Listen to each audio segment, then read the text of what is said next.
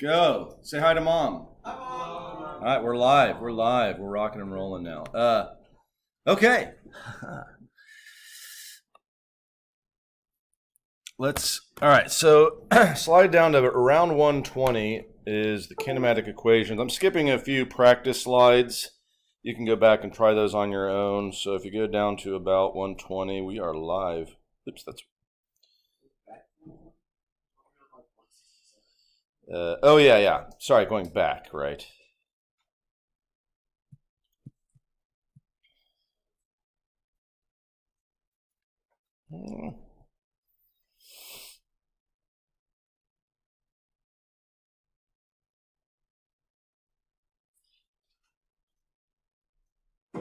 Okay.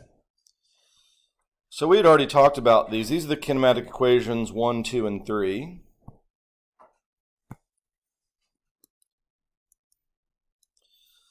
And then remember, the fourth one that you should have that you're just going to have to memorize, I will give you a clean sheet every test. You can keep and put personal notes on the one that you have. And the other one that you should have is that delta x is average velocity times time. Those are the four kinematic equations. You should be able to use these to get through any problem, any mathematical style problem. So let's do an example of a problem. So I'm going to skip down a little bit further here. Got tablet mode. Into tablet mode. Okay. These are just talking about the relationships from the graphing sheet, power curves and such. We already know about those. So let's look at this problem here on slide 125. And this is how most of them go. As you drive a car, okay, at 15 meters per second, you see a child's ball roll into the street. You hit the brakes, you stop as quickly as you can, and you come to rest in 1.5 seconds. How far does your car travel? So this is how you should sort of attack a problem. Circle these bits and pieces of information because one way or another, they're telling you the kinematic variables. All the equations have how many kinematic variables? 4. So you have to have at least 3 to solve for anything. Once you have 3, you can solve for everything.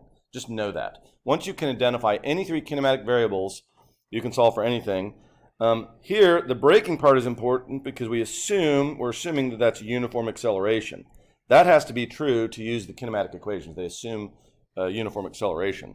So then I have to see which ones did they give me. So who is 15 meters per second? Which kinematic variable is that? What? Initial velocity, v initial. Now I'm going to start using a subscript x because it's a horizontal problem. And I don't do this just to hassle you, but because next chapter we're going to be in 2 dimensions. And if you don't do that, you might confuse 2 different dimensions. So I'm going to start using x. So that means original velocity in the x direction. Braking means uniform acceleration. What about stop? What does that tell me? Is what? That's final velocity in the x direction is 0. I've already got 2 kinematic variables. And of course, what's that? That's time. So I've got 3. I should be able to solve for anything and everything they ask me. And then what do they ask me? How far does it go?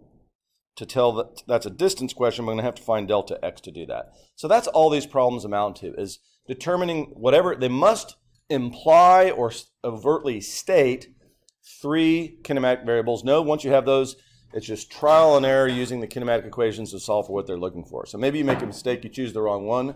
The whole purpose of these is just to practice them, get used to figuring out which one you need. So I'm going to actually, I'm not going to use their suggestion because we have a better solution. Now, if I have those 3, so I have 3, 1, 2, 3, and I want to know delta x. So I have the one that I gave you. So they use this one and do 2 steps, but if you can do that, or you can just use delta x is vf plus vo over 2, average velocity times time, and that's much nicer, isn't it? Final velocity 0.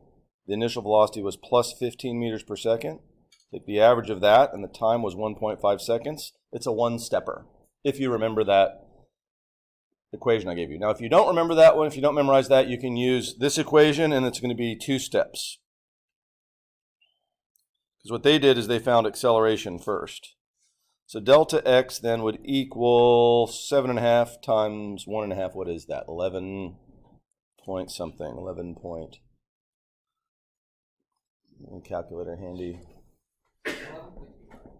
11.25. So how many significant figures should I have? So I'm going to cheat and put 11.3 meters. Usually you can get away with one extra significant figure. Technically we should just put 11 meters as correct significant figures, but I'm going to cheat a little bit. Now here what they've done is they've now we thoroughly understand this thing. So if we were to graph this car that's stopping, the initial velocity was 15, the final velocity is 0, right? What would be the area under this curve?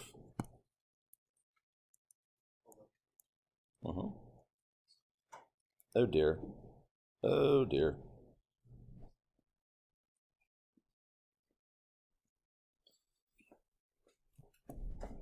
What happened?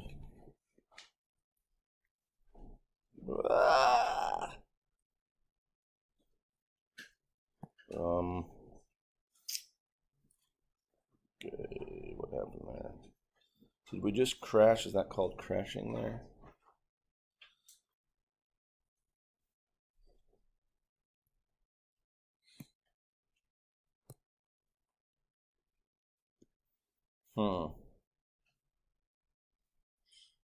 I don't want to have to scroll down that far. Come on.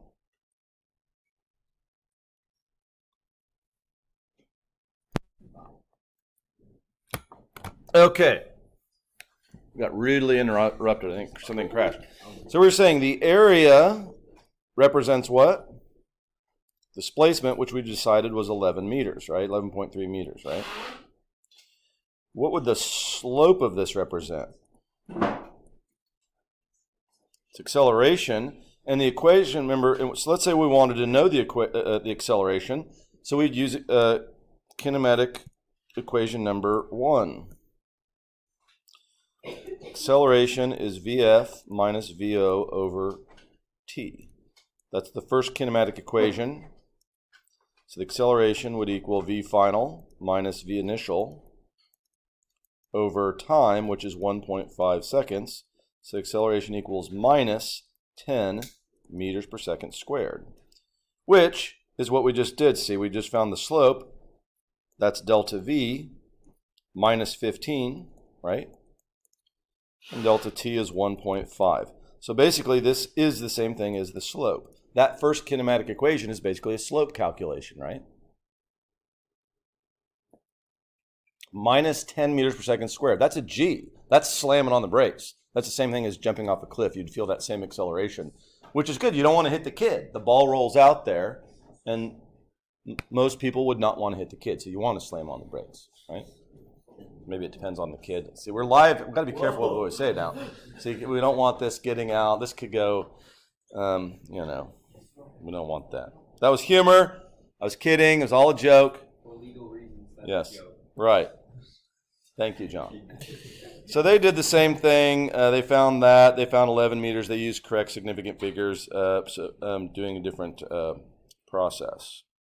Let's try another one. Let's do a vertical example. Spud Webb, you may not remember him, but he's the shortest NBA player ever, and he could dunk the ball, and he was only 5'7", so there's hope for some shorter folks out there. So we don't really care about his height, but what they tell us is that he could jump that high, and we want to know what speed he'd leave the ground. So what are they asking for? Which kinematic variable? The speed with which he leaves the ground. Which kinematic variable? Yes, John. So I have a question that's related to jumping. Yes. Is it physically possible for any human to jump as high as Mario does in proportion to his size? Is that a video game I should know about? Mario.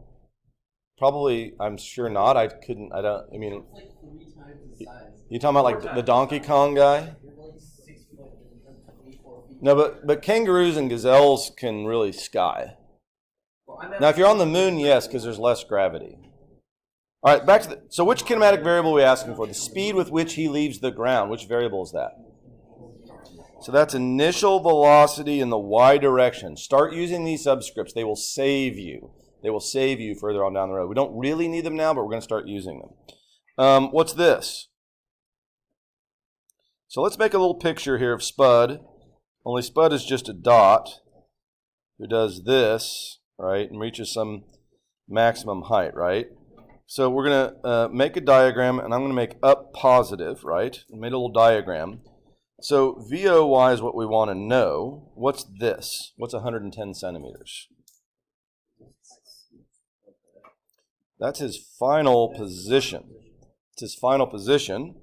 What could we make his original position? 0. So I could also make this delta y, right?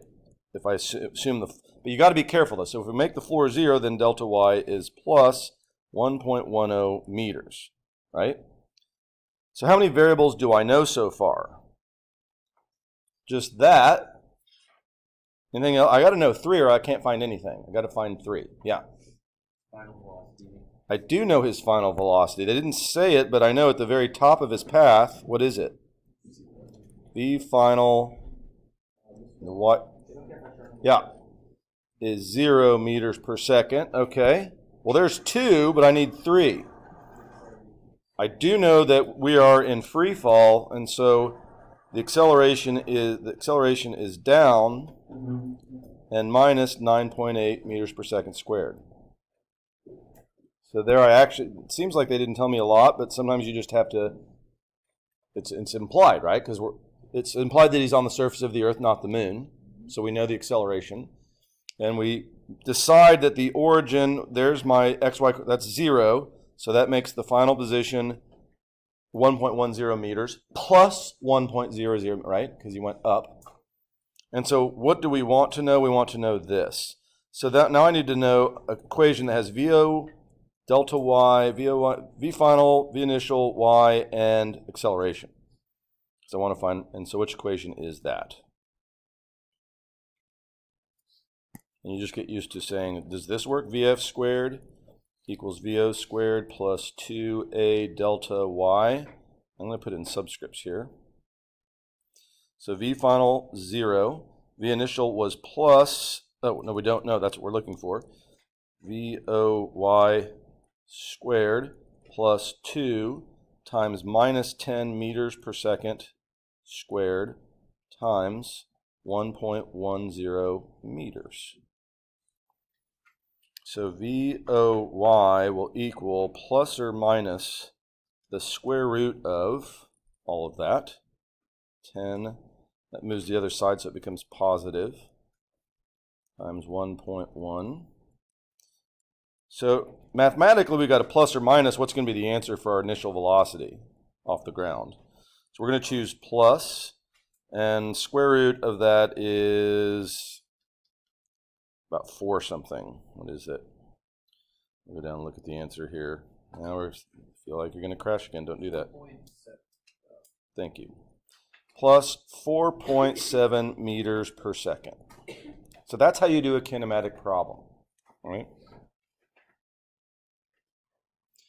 You just look at it. There's got to be 3 variables discernible from the problem, and then one of the kinematic equations will work. What if we do the whole trip? What's his final velocity for the whole trip?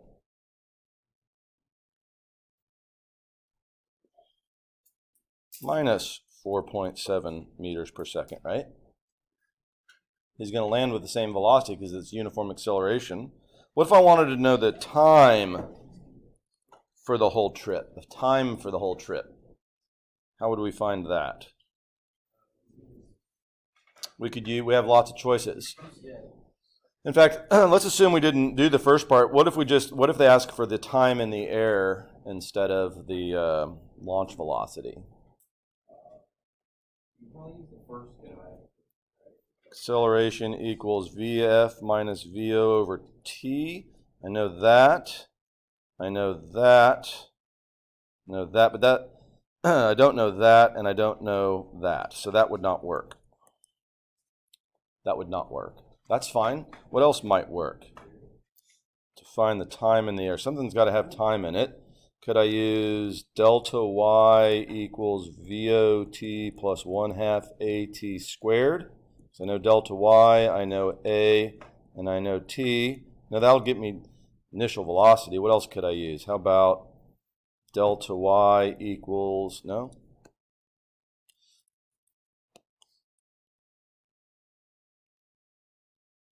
Here's what I could do. I could say for the whole trip, right?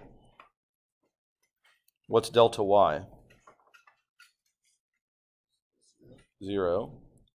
We know acceleration is minus 10. So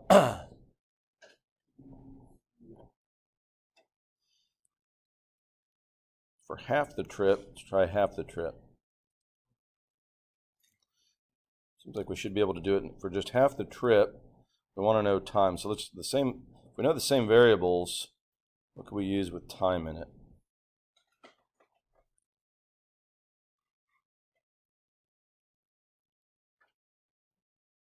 I guess it has to be 2 steps to find time.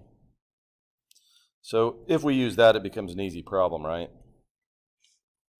Okay, I guess if we know the initial velocity, then we can use v final minus v initial over t. So minus 10 equals v final 0 minus 4.7 meters per second over time. And we could solve for time. For how much of the trip would that be?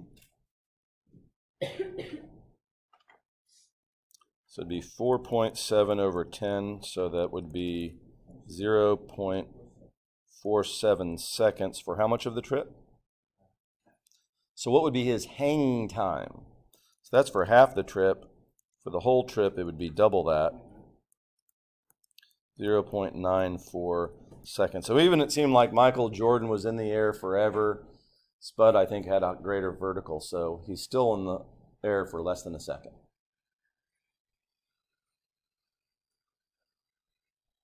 So that's how you so I just wanted to do a couple of those problems for you. Let's stop the